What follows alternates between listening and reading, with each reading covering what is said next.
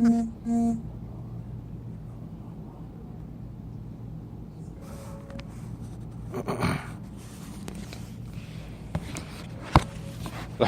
Rabbil Alameen. Sallallahu wa sallam ala Nabiyyina Muhammad wa ala alihi wa ashabihi ajma'een. Amma ba'd. We are continuing our studies in Kitabun Nikah, in the book of marriage, within the work Minhaj al-Salikin wa Tawdih al-Fiqh fi ad-Din, the path of the journeyman and elucidation of jurisprudence within the religion, as this work has been authored by the esteemed scholar Sheikh Abdurrahman ibn Nasir al-Sa'di. May Allah the exalted bestow expansive mercy upon his soul. In our last sitting, we actually completed the book of marriage, and we enter into Kitab al-Sadaq today, the book of dowries today. But just in brief review, so that we are aware of what we covered, we looked at nikah, we looked at marriage and what it is defined as linguistically as well as legislatively. We then looked toward the fact that marriage is from the practice of the prophets and the messengers in general, and that it is encouraged by them. And we looked at the types of spouses that are encouraged to marry and or the reasons why we do marry.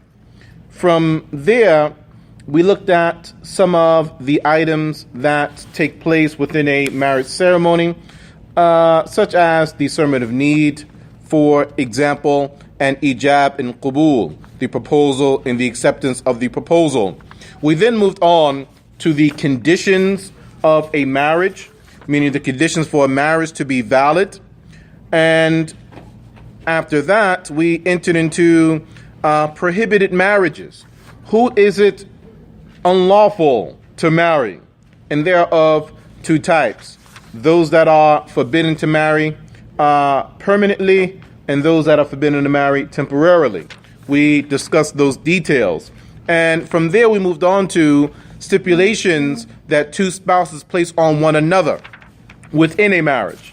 And then finally we looked at faults within a marriage, or more particularly when an individual or parties within the marriage have hidden deficiencies or things that the other party was unaware of before they entered into the marital contract, and how we are to interact with that. So we now move on to Kitab al-Sadaq, the book of dowries. And the word sadaq is another word for mahar. Again, the word sadaq is another word for mahar. Some of us may be more familiar with the term mahar than the term sadaq.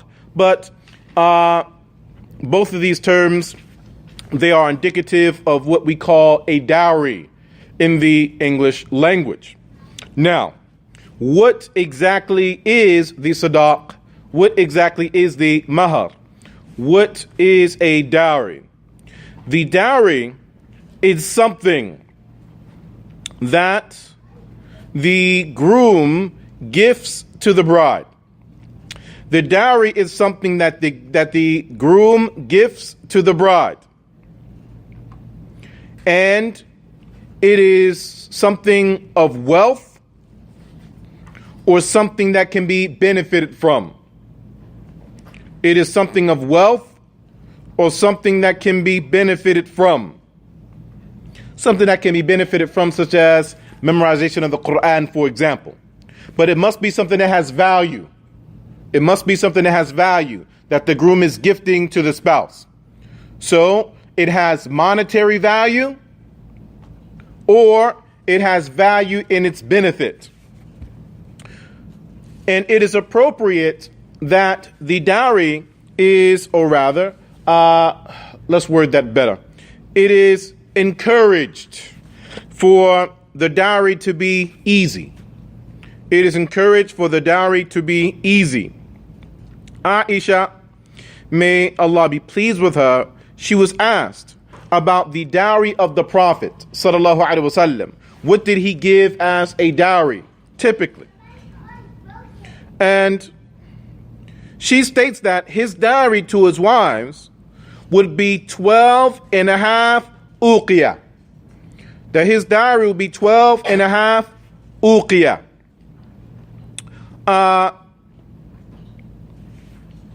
And she states that is the equivalent of 500 darahim, 500 dirhams. 500 dirhams. To make that very simplistic, we could just levy that over to about $500 or so, to make it very simplistic. But there are those who have attempted to calculate this out. Some of them end up with numbers in the neighborhood between $250 and $500 or so, and Allah knows best. But this particular narration of Aisha, it has been collected by Muslim. And we offer a point here, as this work has been authored by As-Sa'di rahimahullah ta'ala, and one of As-Sa'di's most renowned students, of course, is the esteemed scholar Muhammad ibn Salih al-Uthaymeen. May Allah bestow mercy upon his soul. And from amongst his top students, if that is a proper vernacular, is a Sheikh Salim ibn Sa'd al-Tawil. May Allah preserve him. And when we had the opportunity to spend time with him, he mentioned something interesting as an advice to us here in the West concerning our dowries. Because unfortunately, the ease of dowries, we have taken that to the extreme in the West, and we have made the dowries overly simplistic, to the point that it makes it very easy for people to not value the marriage itself and to dissolve the marriage. And this is something that may contribute to the divorce rate that we have here. So looking at this, the Sheikh, he advised, may Allah preserve him, that we make the dowries a bit stiffer, as it were. His number of suggestion was about $5,000.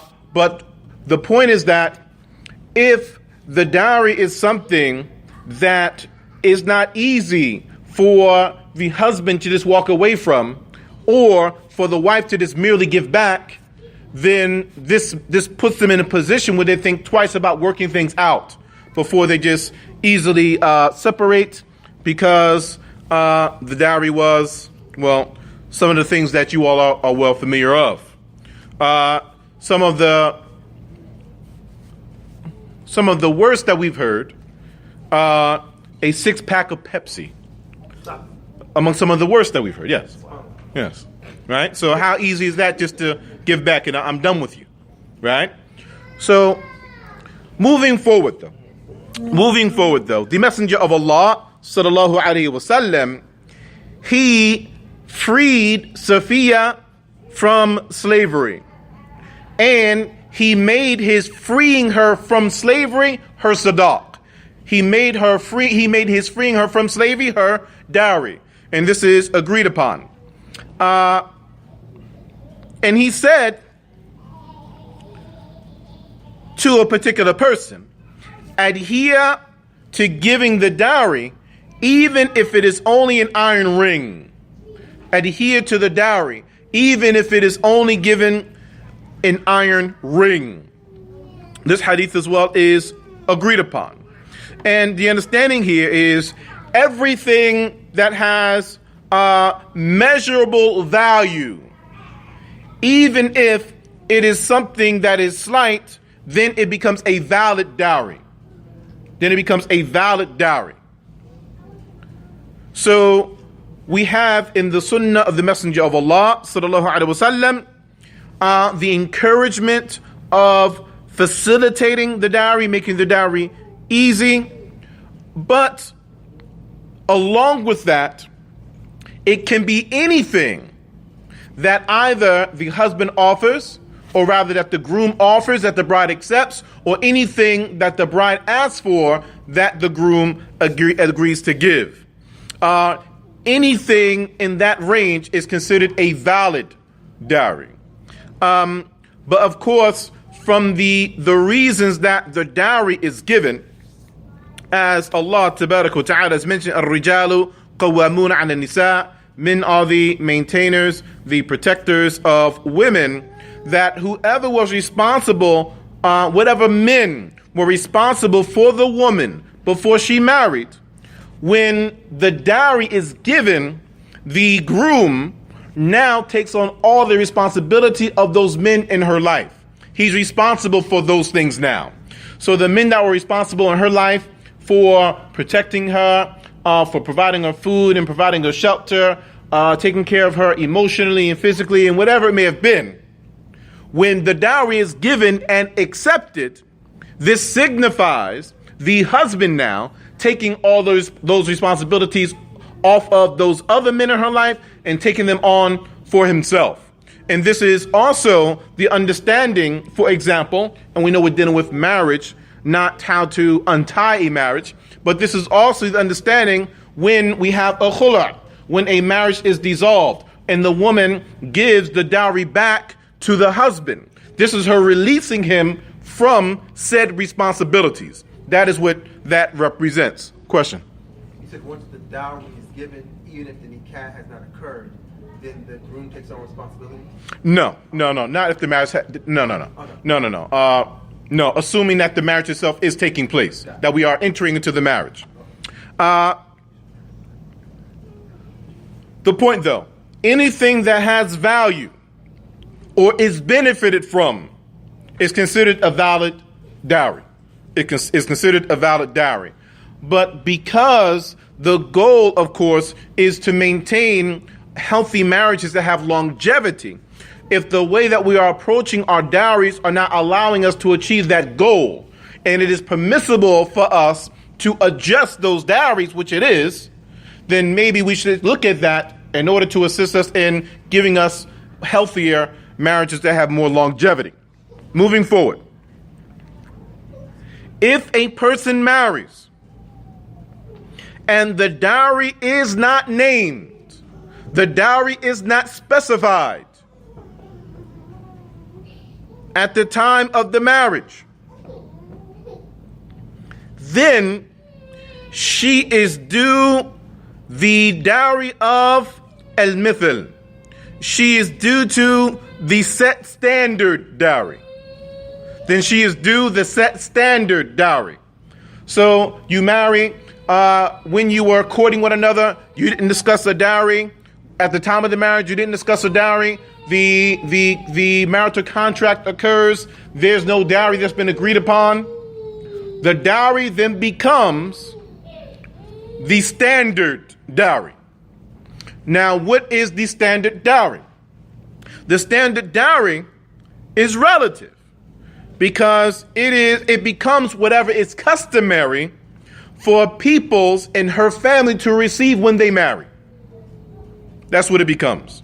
So her mother, her sisters, her aunts, what was kind of the standard and what they received when they married, that then becomes what the dowry should be if there is no dowry that is stated and agreed upon, yet they still marry.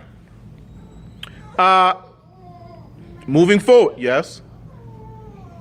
Obviously, so it's like a cultural thing then. Correct. Again, yeah, correct. It returns back to culture, right? Another area where culture can become an evidence, as we've been discussing throughout this entire discourse. Good.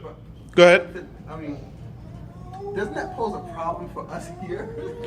Doesn't that pose a problem for us here? For why? Due to our lack of culture. Due to our lack of culture. Right. Oh. You couldn't say that a few weeks back, though. We get ready to have another class. Good. So again, this speaks to the importance of us establishing culture for ourselves. It's not something that is avoidable. It's not something that a person can just say, well, we're Muslims and Islam is our culture. That in and of itself is not sufficient, because Islam accepts and absorbs culture, right? So the cultures that exist, we embrace them so long as they don't conflict with the faith, because there's a need for them, because there are areas where culture becomes evidence. Right. I mean, but Go ahead. Not gonna have the same discussion again, but the lack of culture is not a choice, right? It's more of a circumstance. It's almost like the lack of culture is not a choice; it's a circumstance. Right. Good. So then that would mean that has been a past issue. That doesn't mean that we have to remain in that space in our present, moving forward into our future. At some point, we have to begin to to build and change and set. No, I agree. I just think that if someone has, I know a brother from India, right? And they have a whole 100 years of culture in terms of marriage tradition, right? Sure. That's harder to buck in our scenario where someone says, well, I'm not paying that. You know what I mean? Only, we have 100 marriages in our community. Mm-hmm. One family decides to create a culture. Someone can easily say, I'm not following that family. I'm doing my own. Mm-hmm. Because there's no lineage to tie it to. So it's harder to impress upon what should be done if there's no. But that's the nature of culture itself. That it is malleable and it does change with time, right? That's its nature. Moving forward, two people marry. The husband divorces the wife before consummation of the marriage. We understand the scenario. The two marry. Husband divorces the wife before consummation of the marriage. If this occurs, she is due what is called a mut'ah. She is still due what is called a mut'ah. Not the dowry, but a mut'ah, which a person may loosely define as a gift. She is still due something. And those that have larger means give the gift in accordance with their means. Those that have lesser means give that gift in accordance with their means. And this is due to his statement of the Exalted that comes in Al-Baqarah, verse 236. Again, Al-Baqarah, verse 236. لا جناح عليكم إن طلقتم النساء ما لم تمسوهن أو تفردوا لهن فريضة. There is no sin upon you all if you divorce women when you have not touched them. When you have not touched them or you have not obligated them over yourselves. Our Lord then states, وَمَتِّعُوهُنَّ عَلَى الْمُنْسِعِ قَدْرُهُ وَعَلَى الْمُقْتَرِ قَدْرُهُ مَتَاعًا بِالْمَعْرُوفِ حَقًّا عَلَى الْمُحْسِنِينَ. And they should be given a gift. And they should be given a gift. Those that have larger means in accordance with their ability. And those who have lesser means in accordance with their ability. And it should be mata'an ma'roof. It should be a gift that is ma'roof. A gift, and we don't want to say something that is good, but it should be a gift that is, give me a word.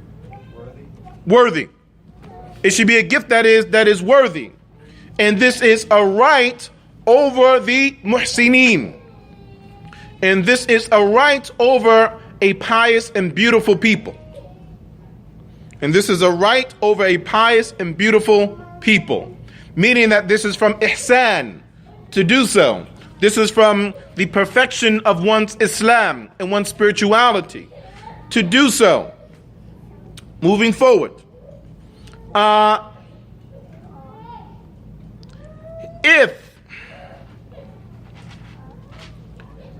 If a person passes away or the marriage is consummated, the dowry becomes due in full.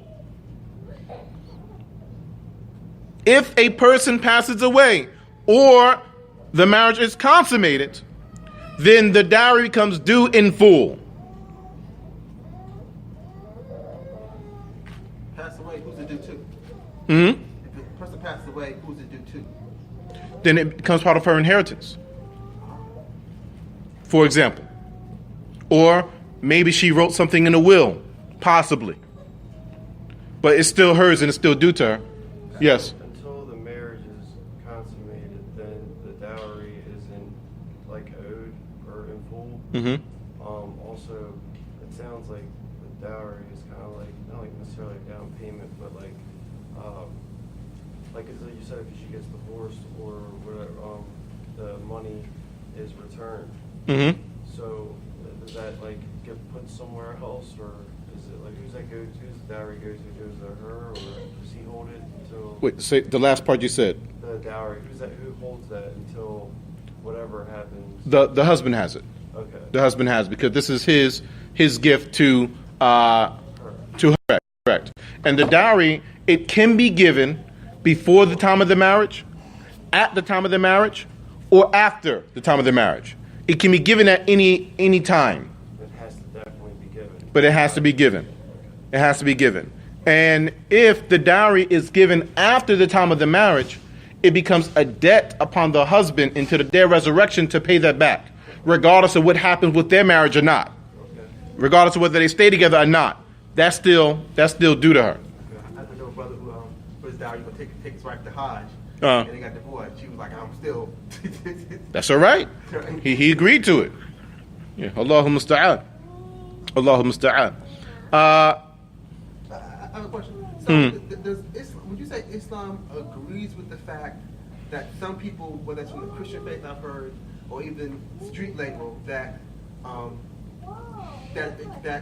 the woman's treasure, it costs to be a boss. That the idea that this should be given away freely, but there is I'm not gonna say there's a monetary value associated with it, but that Islam agrees that it's not something to be taken lightly. Maybe that's the best. Correct. Yeah, marriage is it should not be taken lightly, right?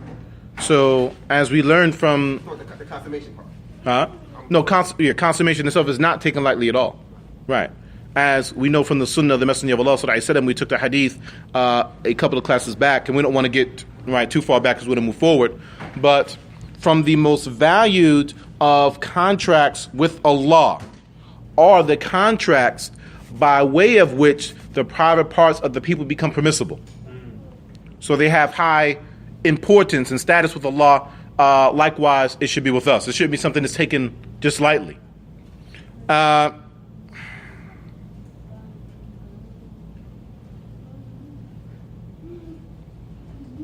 Also, it is appropriate, yanbaghi, and we mentioned this term in fiqh before. When people of scholarship utilize the term yanbaghi, appropriate or becoming or whatever, means that when they say this, they mean mustahab, they mean encouraged. It is encouraged for a person who has been married to his wife for a lengthy period of time, and then they divorce. Then he should gift her something that is to her liking. Then he should gift her something that is to her liking. And this comes in accordance with Al-Baqarah, verse number 241. وَلِلْمُطَلَّقَاتِ مَتَاعٌ بِالْمَعْرُوفِ. And the women who are divorced should be given a gift that is worthy. And the women who are divorced should be given a gift that is worthy. حَقًّا عَلَى الْمُتَّقِينَ. And this is a right over the people who have taqwa. And this is a right over the people who have piety. Moving forward, we now enter into the section that discusses Bab Ishratun Nisa, chapter living with women in happiness. Living with women in happiness. The author states, it is appropriate, or rather, it is binding, it is incumbent for each one of the marital parties, husband and the wife, that they live with one another in kindness. That they live with one another in kindness. Meaning that they have beautiful companionship. Meaning that they alleviate harm from one another.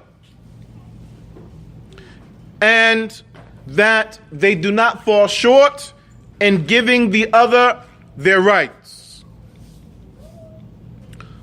So from here, we look at this from the perspective of the husband and from the perspective of the wife.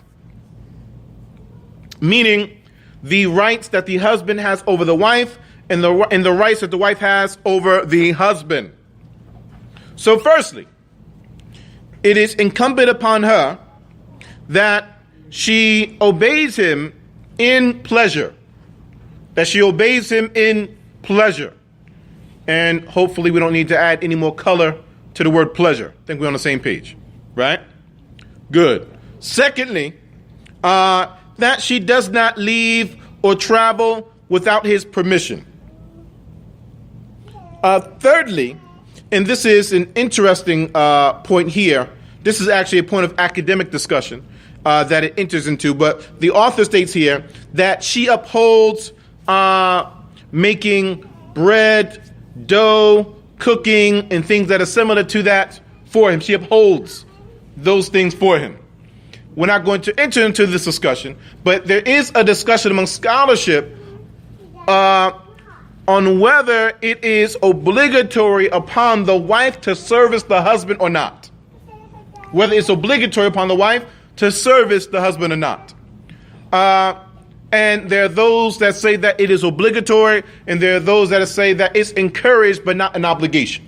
Yes? Because that's from what I've kind of heard too, is like she can decide not to like cook or something like that. It's like all good. Like, I don't know. I've heard something like that too. It gets interesting, but the Messenger of Allah sallallahu alaihi wasallam, whether we say this or that, the Messenger of Allah sallallahu alaihi wasallam would help out around the house. He would clean up. He would look to mend his own clothes and things of that nature. Right? Partnership. Right? Partnership. There you go. Yes. So this point, you said it's an area of academic discussion. Would you say that means that if someone had heard that definitively is the role, this is what Allah has ordained, and a person is sinning if they don't do that, is a stretch? Depending upon what view the person believes to be the correct view. Right? So based upon what the evidences have shown this individual, where Allah has led this individual in understanding evidences, you then have to be honest to that between yourself and Allah. So if you examine the evidences and you come to the conclusion that it's an obligation, then it then becomes a right of yours that you can acquiesce on that right if you so choose. But if you examine the evidences and you honestly come to the conclusion that it's not an obligation, but it's an encouragement, then at that point for you, it's not something that you can then enforce upon her as though she's sinning if she doesn't. But even you characterizing it as there being a difference of opinion is typically not how it's described. No, difference of opinion doesn't mean choice. No. It doesn't mean difference of opinion doesn't mean choice. It means that a person examines the evidences, and whatever is more valid to them, then that is what they adhere to. Not that you have, like a multiple choice test or something like that. It's not like that. Good. So there is no obligation for anyone who comes to a particular opinion to even imply that there is another option if they're met with some resistance. That they can pretty much say, no, this is what it is, period, this is what I say.